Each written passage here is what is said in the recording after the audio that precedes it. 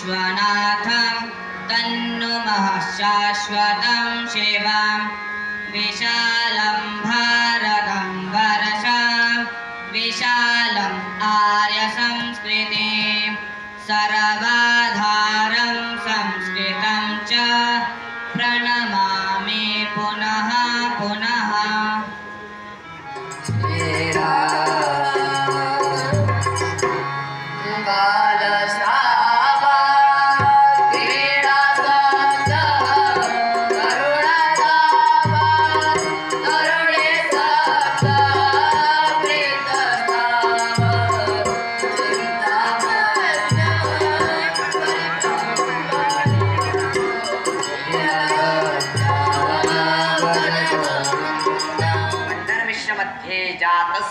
शास्त्रार्थस्य संक्षिप्त रूपम प्रदर्शनम कुर्वन्ति।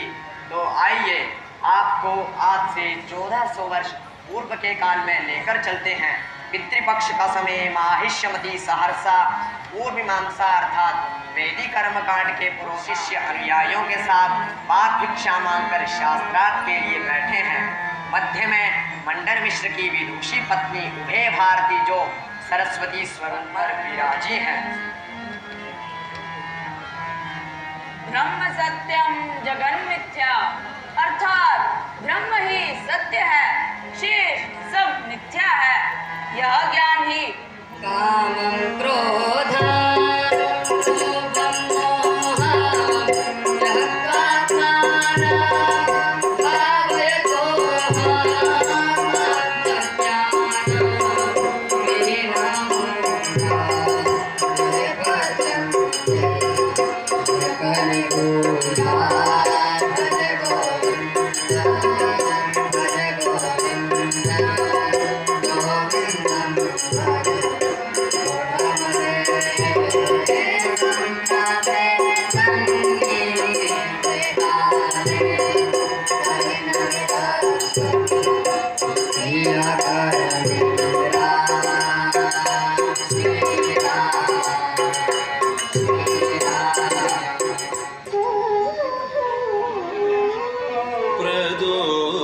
समयदि परशिव तांडव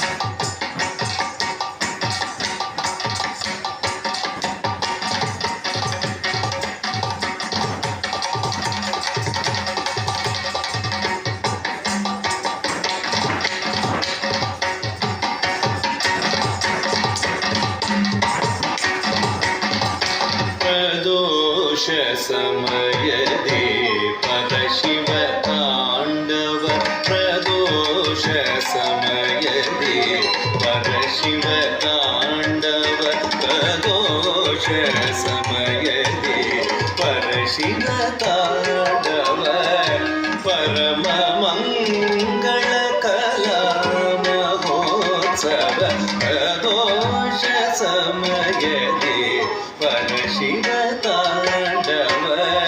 परम मंगल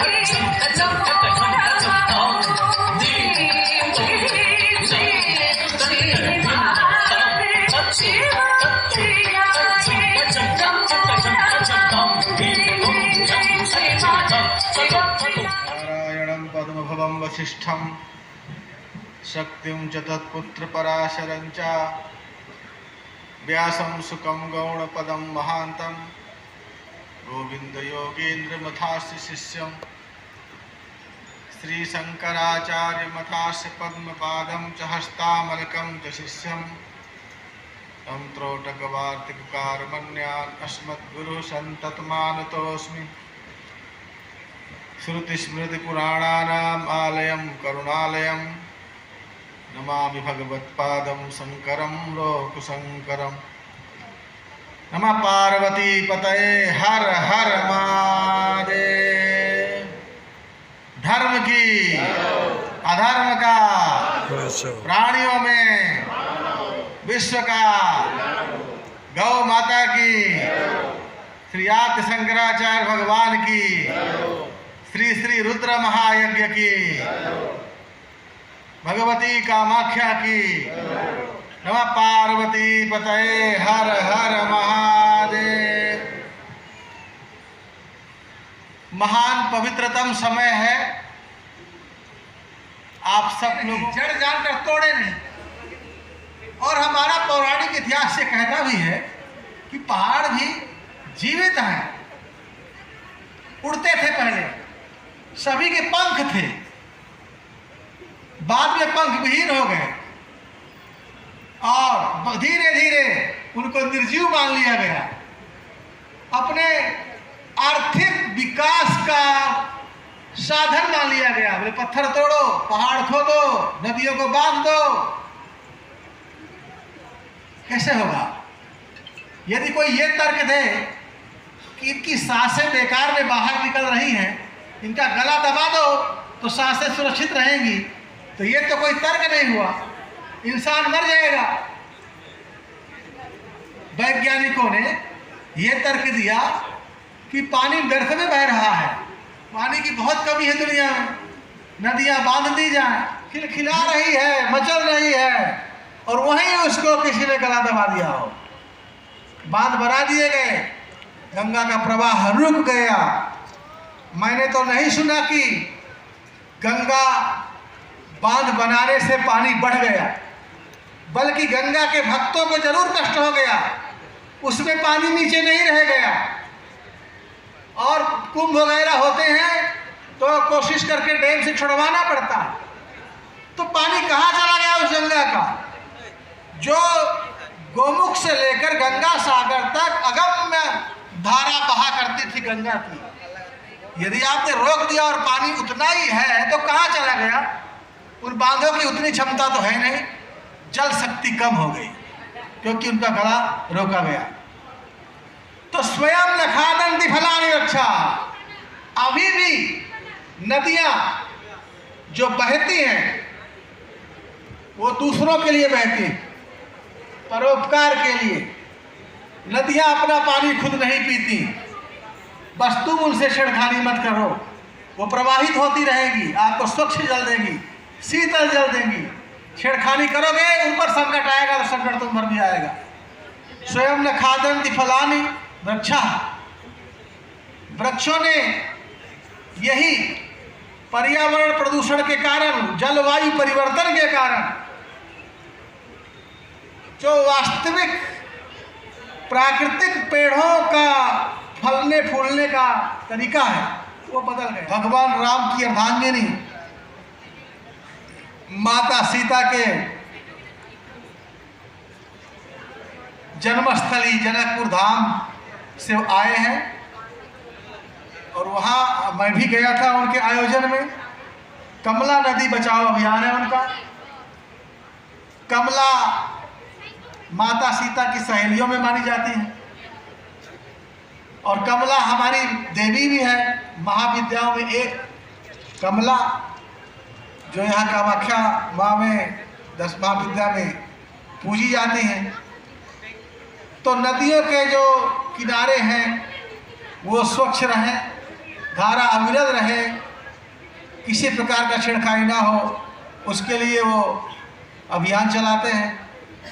ये माफिया सिस्टम भी आया है देश में और उनकी जो कुदृष्टि है, बक दृष्टि है, वो पहाड़ों और नदियों को नुकसान पहुंचा रही है और उन माफिया को रोकना बड़ा कठिन काम होता है। तो उनके खिलाफ जो लोग लड़ते हैं, लड़ना पड़ेगा, लड़ना चाहिए, वो बहुत उन्हें सावधानी का कार्य है, हिम्मत का कार्य है। लेकिन वो कर रहे हैं। सरकारों को भी इस पर ज़्यादा ध्यान देने की ज़रूरत है। और फिर से मैं कहूँगा कि वही हमारी प्राचीन जो वैदिक संस्कृति है, हम एक एक पेड़ को देवता के रूप में मानते हैं। तुलसी माता है, संजीवनी। भगवान राम के भाई लक्ष्मण को जब शक्ति लगी तो उस समय भी बहुत विज्ञान था, उस समय भी विमान चलते थे, उस समय भी अस्त्र शस्त्र थे, आग्नेयास्त्र भी थे, बारिश कर देने वाले अस्त्र भी थे। जब शक्ति लग गई लक्ष्मण को तो दुनिया का कोई उपाय नहीं था, ये पहाड़ी औषधियां ही काम आई। जो प्राकृतिक नदियां हैं उन्हें सामान्य ना माना जाए। भगवान श्री राम को नदी पार करना था।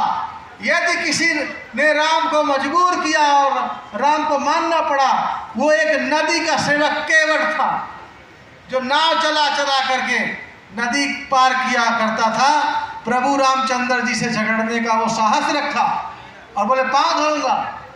बड़ों को प्रणाम करना, आदर करना, अपने से महान लोगों के पाँव धोना, ये हमारी संस्कृति है। और केवट राज निषाद ने किया और गंगा पार वो गए। गंगा की रक्षा हो, कमला की रक्षा हो, महानद महाबाहु ब्रह्मपुत्र की रक्षा हो। क्यों बाढ़ आ रही है? हर साल सरकारों में खलबली मच जाती है। आज से नहीं, परंपरा से यही चला आ रहा है। बहुत पैसा लगाया गया, जितना पैसा लगाया जा रहा है उतना ही ज़्यादा बाढ़ की समस्या आ जाती है। कारण है क्योंकि ये महान जो नदियाँ और नद हैं, ये अपनी मस्ती में बहते हैं। किसी की स्वतंत्रता में दखल नहीं देना चाहिए। नदियों के किनारों को बांधना उनके स्वतंत्रता में दखलंदाजी है। इसलिए कितना बांधोगे? कुछ जगह से बांध दिया गया, तीसरी जगह से पानी फूट गया और वो और एक बाढ़ का एरिया बना दिया। प्राकृतिक जो प्रबंध है उनको आदर किया जाए, सरकारें भी करें, लोग भी करें। और बचाव का, रक्षा का जिम्मेदारी सरकार का है तो रक्षा भी करें, लेकिन नदी की स्वतंत्रता की भी रक्षा करें। आज का ये जो पर्यावरण सम्मेलन है, मुझे विज्ञान का ज़्यादा जानकारी नहीं है और मैं अंग्रेजी भाषा भी ज़्यादा नहीं जानता, इसलिए विद्वान लोग हैं, अंग्रेजी शब्दों में कुछ कुछ बोल रहे हैं। कोई ओजोन होता है, कितना दूर होता है शहर में? ओजोन क्या है? कैसे? हाँ, ऐसा होता है। सूर्य के किरणों को भी थोड़ा ठीक करता है। और कोई एक सुरक्षा कवच, उसमें कुछ संकट आया हुआ है तो उसमें भी कुछ इंसानी कमियां ही होगी, तो इंसानों को ही वो सुधारना पड़ेगा। भगवान आदि शंकराचार्य ने कहा है कि मनुष्य को ये हमेशा सोचना चाहिए, कष्टम को हम कुत आयाता, कामे जननी को में ताता। मैं कौन हूँ और तुम कौन हो, और हम कहाँ से आए हैं और कहाँ जाएंगे, और हमारा असली माता और पिता कौन है। इस बात का यदि हम चिंतन करेंगे तो हमें एक उत्तर मिलेगा कि हम एक ही लोक से आए हैं और एक ही लोक में जाएंगे। और संसार के जितने भी प्राणी जीव मात्र हैं, सबका जो माता पिता है वही हमारा माता पिता, क्योंकि शरीरों के माता पिता तो बदलते हैं। जितने जन्म होते हैं उतने माता पिता बदल जाते हैं, लेकिन परम पिता, परम माता एक ही है। माता च पार्वती देवी, पिता देवो महेश्वरा, बांधवा शिव भक्ताश्चा, स्वदेशो भुवनत्रयम्। मैं आसाम प्रदूषण नियंत्रण बोर्ड को बहुत बहुत धन्यवाद देता हूँ, आशीर्वाद देता हूँ। आप सब लोगों को, बच्चों को, बड़ों को, बुजुर्गों को यहाँ पर अभी रुद्र महायज्ञ संपन्न हुआ, सबके कल्याण के लिए किया गया है। भगवान प्रसन्न है। आदि गुरु शंकराचार्य की तरफ से, मठ की तरफ से आप सब लोगों की खुशियों के लिए, भलाई के लिए, उज्जवल भविष्य की कामना करता हूँ। और हमारा विक्रम यादव जी जो नेपाल से विशेष तौर से आए हैं और वो चिंतित हैं पर्यावरण के लिए, नदियों के लिए और माता कमला के लिए बहुत कार्य कर रहे हैं। उनके कई आयोजनों में मैं गया हूँ, बहुत लोकप्रियता है उनकी और हजारों लोगों की भीड़ में उन्होंने हमारा स्वागत किया है। तो नेपाल